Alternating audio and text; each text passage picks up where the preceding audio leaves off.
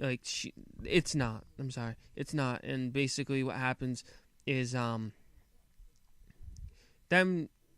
on asks if she can hear an explanation of Sato about the pink creature. So what happens is the pink creature then asks Ku to help it up into the sign that said Prism Stone once again, and then magically Sato appears and says, "Oh yeah, what's going on?" Naru and An explain the situation, what happens, and what is it?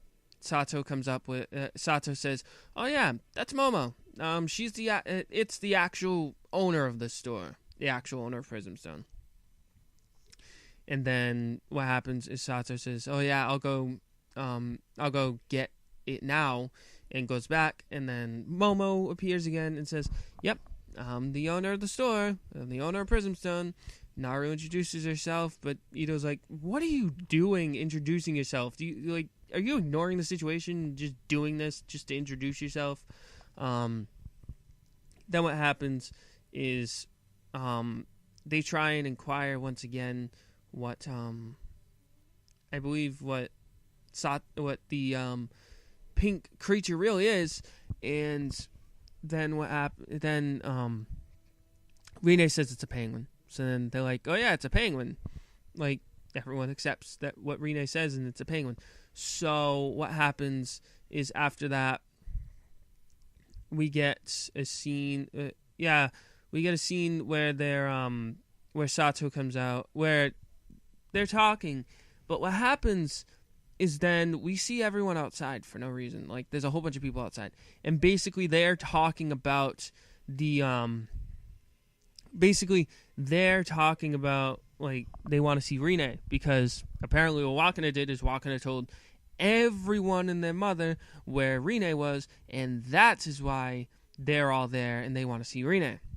Of course, Momo thinks it's like, "Oh yeah, they probably found me out, so hide me." But instead, Momo gets run over. They ask Rine questions.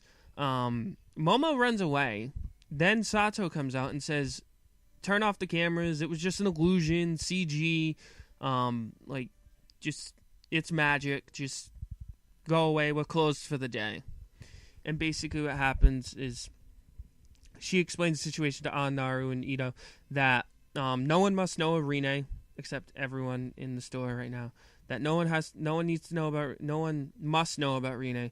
And basically, I can't tell you all today, but I will tell you everything soon. So hopefully that says something, that we need more story on Sato and Ku and the relation to them with Momo and Rine. So here's hoping to that comes either next episode or the episode after. I'll explain more in my preview review. But for now, what happens is then we move on to the dreaming session once again. And basically, Naru and Ito are going to go apply for the dreaming session. What happens is they meet Wakana, Ito, and Beru there. Of course, Wakana says, "Oh yeah, what are you guys doing here? You can't possibly think about going for this tournament." Ito then says, "Oh yeah, An's gonna be doing it, but me and Naru are not gonna do it."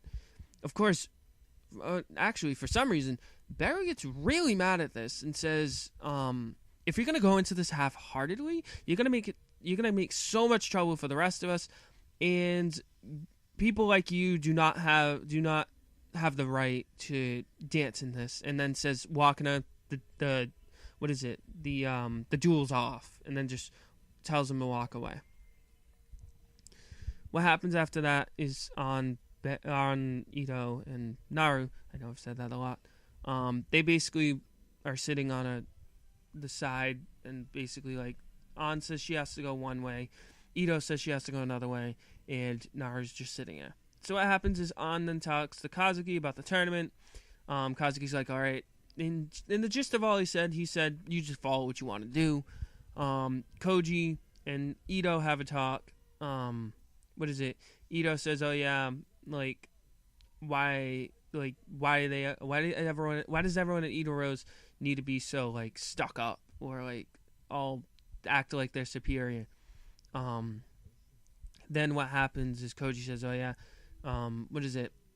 I can't really like say anything. I can't really do anything for that, but I can say one thing, that you're mistaken about that. He doesn't elaborate on that, and then it skips over to Naru. Naru and Hiro have a moment where they're talking about the tournament. Naru tells him the situation. Hiro's like, "All right, I just want to show you something. So can you come with me for a bit?" They walk into Edoro's. He shows Naru around Edoro's. Then shows her like there's a training room where only exclusive people are only allowed into. They go in. They look. Hiro then says to take a look inside the room, and we see Beru practicing. When Beru's practicing, she does usual dance, I guess. I don't know what to explain from the practice, but then Naru's like, then Hiro's like, oh yeah, I hope you don't think it's just that they want to, I just hope you don't think that they just want to do this for the sake of winning. Now then, they're walking back to the bench that Naru and Hiro met, and basically Naru's like, oh yeah, now I understand that I do not have the right to be participating in the tournament. And basically Hiro's like, you're gonna give up that easily? Naru's like, yeah, I'm not really one for competitions. But then Hiro's like, you could have, if you participate, you can have a lot of rivals. Naru's like, rivals? And Hiro's like, yeah, if rivals actually make competitions much more fun. And he tells her that you could take that if you do that, you could take your like dancing, or you can take your feeling to another level, like in terms of just another level. So what happens is he says, think about it. Naru goes away, and then what happens, weirdly, is Hiro wasn't doing it of his own accord. He was just doing it to help Beru, because he calls Beru and he says, oh yeah, it worked. Naru-chan's going to be in the tournament. And basically he asks, oh yeah, you didn't want him in the tournament, but now you do. And Beru just says, well, they ticked me off, and I just want to crush them once and for all to make sure that they never, ever want to be in another tournament ever again after the smashing they're going to be shown. Then what happens is Naru goes back to the store and tells An, oh yeah, we're going to be in it. And Ito then comes and says, yeah, I'll do it. Just not because I want to dance or anything. I just want to make sure you guys have a full team. And what happens later after that is then we see Momo come out with sweets. Of course, An's mad because her sweets are always getting taken.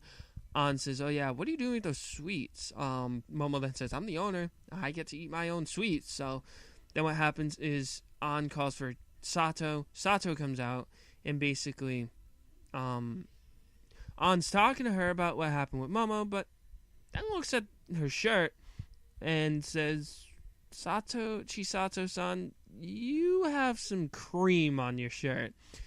Are you sure you weren't eating any of my sweets? And Sato says, of course not. I wasn't doing any of that, Momo. And then, of course, they say Momo again. And basically, that's the end of the episode. So this was a lot longer than the video before. I'm probably going to cut, like, some of this out to make it, like, at least 15 minutes because, I don't know, I just don't want to go over the 15-minute limit. So, again, this has been a Pretty Rhythm preview review. I do not know if I'm going to, Pretty Rhythm preview. This has been a Pretty Rhythm episode review. Pretty Rhythm Rainbow Live episode review. I don't know if I'm going to cut this into 2 parts because it's so long, but I don't know. We'll just have to see when I cut it all. So, again, thank you very much for watching, and I will see you guys later.